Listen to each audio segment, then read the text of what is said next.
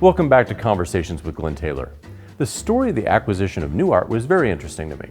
They were a respected competitor of Taylor with a unique business model. NuArt would also have a change in ownership after some financial challenges, and this was only the beginning of the story. I always felt that NuArt was a very innovative company, and he was out. Sometimes I wondered why, but he was always intrigued with the things and very interested in the things they were doing, and they did some unique things.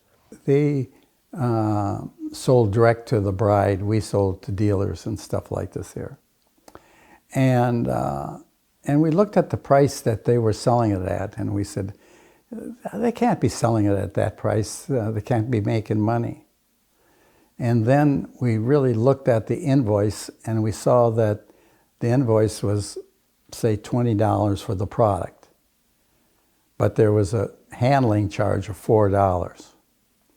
And we saw that they were making their money, all their money was being made on the $4 handling charge. I mean, $4 is a lot. I mean, it's a high percent that they were making on every order that they were shipped out, but they called it handling charge.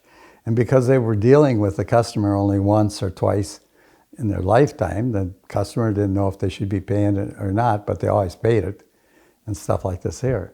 And that's how they made their money. They made it on a handling charge.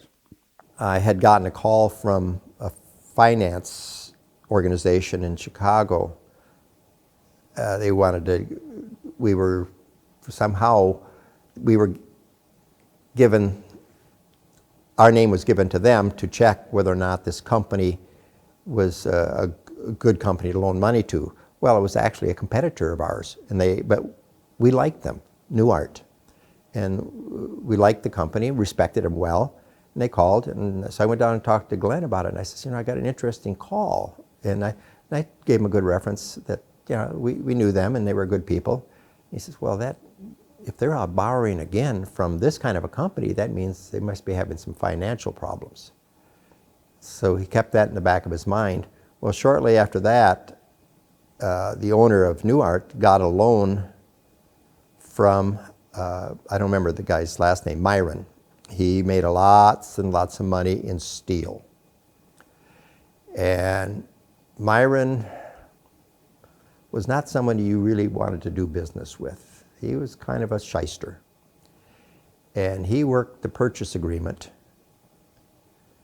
and very shortly he had control of the company, took it, fired the guy that built it, and took it over and put his son in charge of it. And his son had absolutely no business sense at all. Eventually, Myron would be ready to sell the company. And this is when things get interesting. A price change at the last minute, shady practices by management, and interesting contract negotiations are all part of this unique acquisition story.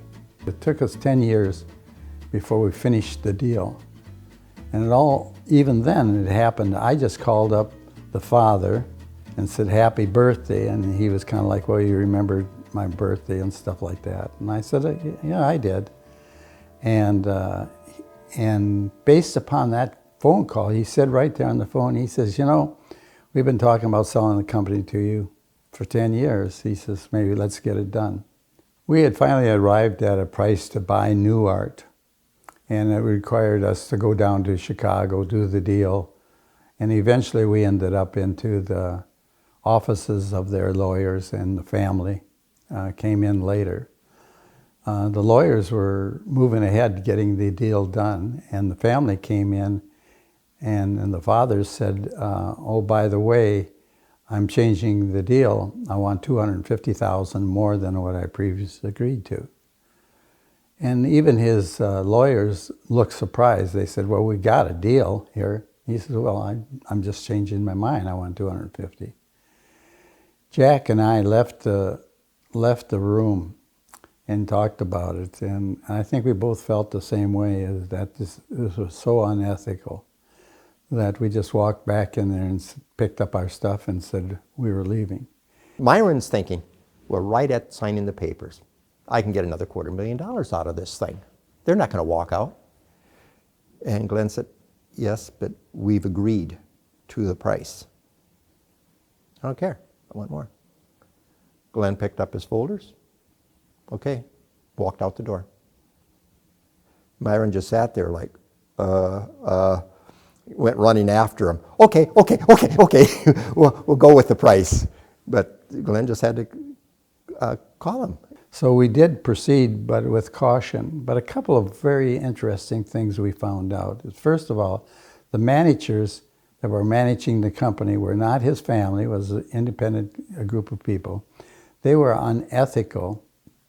We found out that they were keeping inventory that was no good. Now, no good meaning that the dates were previous dates for Christmas, and the dates had gone by, but they left them on their books as a value. It meant that part of their stock had gotten damaged in a rainstorm, and that was a lot of millions of dollars worth of paper, and they kept that on the inventory. We brought Myron in and showed him a stack of paper, $2 million worth, inventory that we were not taking. It was so old, the papers were discoloring. And that's when he found out what his managers were doing. And we said, do what you want with them. We're not paying you for it. It's totally unusable stuff. And they just got pushed into dumpsters and hauled to the landfill. But a part of the negotiations, a different part, we had them up in Minnesota, and they had to sign the papers. And when we were going along, when we met them at the table, they had been there for a couple hours already.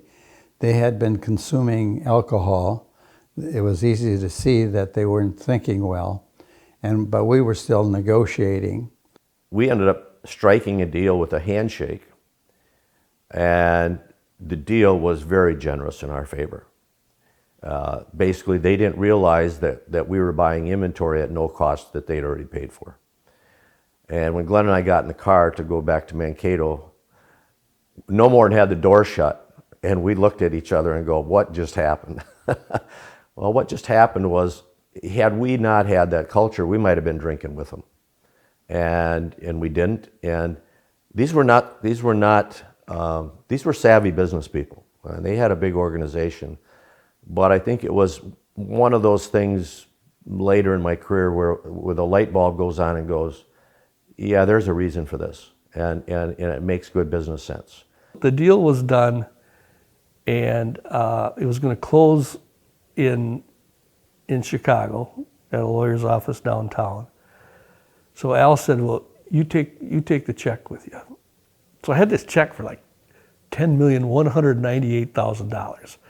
You know, and I'm 25 years old or whatever it is, and I got this check in my suit pocket.